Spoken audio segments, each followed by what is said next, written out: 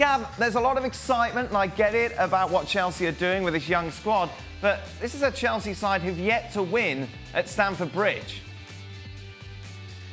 Yeah, and this is a Chelsea side obviously coming off a poor performance and a defeat. This is a Chelsea side for whom Mason Mount, arguably their best player thus far this season, and N'Golo Kante, arguably their best player overall, both of whom remain doubts.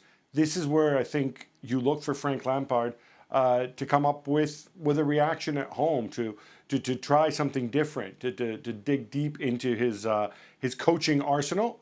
He's obviously not that experienced, and try to come up, because I think we've seen that Liverpool are vulnerable, and it's up to him to concoct some kind of game plan to give them a game. Proper test. No doubt about it. For Chelsea, obviously. Oh yeah, for them. I mean, it's a test for Liverpool as well, coming off the back of the Napoli result, where I didn't think they played badly, but didn't get the result. Napoli are a good side. It was a good open game. They made mistakes, Liverpool, that they can ill afford to make again. But for the reasons Gab mentioned, the injuries coming in, there was a great performance at Wolves. There was the not so good performance at home against Valencia. The other two league games, Sheffield United, where they were in front, and Leicester, where they were in front, they threw it away. Yeah. The Leicester game, they played particularly well for 45 minutes, and then Leicester just come out and absolutely battered them in the second half, and they lost their way. Now, if Leicester are doing that, as good a little side as they are, and Sheffield United are coming back, it's hard to put an argument that this sort of runaway train, Liverpool domestically anyway, are not going to go to Stamford Bridge and just, I wouldn't say wallop them, but just give them a bit of a lesson. How do you go into Ali? You can't go toe-to-toe with these players, because Liverpool, obviously, well-oiled machine, we know that they're going to offer. How would you set up if you're Lampard? What do you do?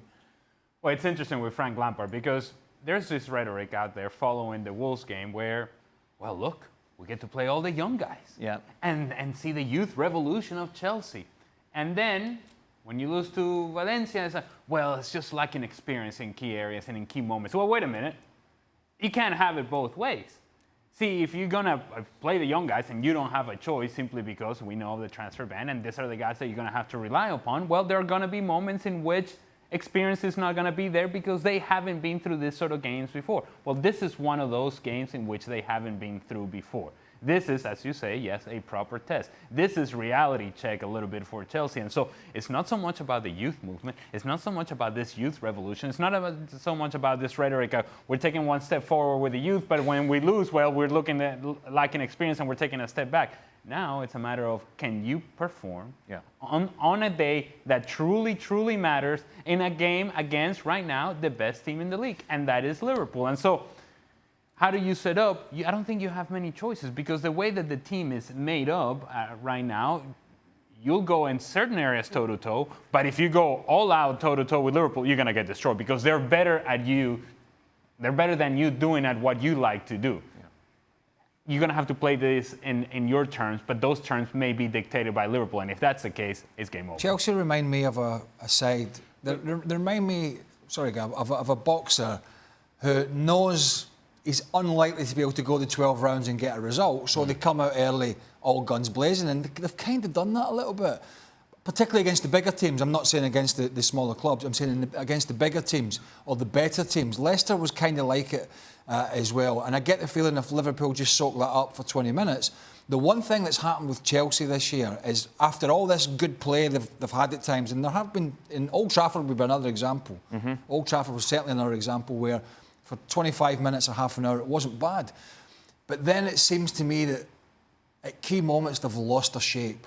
They've had this really good spell of passing and creating chances, not always taking the chances, but really good spell of interplay. And then all of a sudden, the other team got a bit of possession and they've become ragged. And if you become ragged against this Liverpool side with the quality we have, that's a big problem.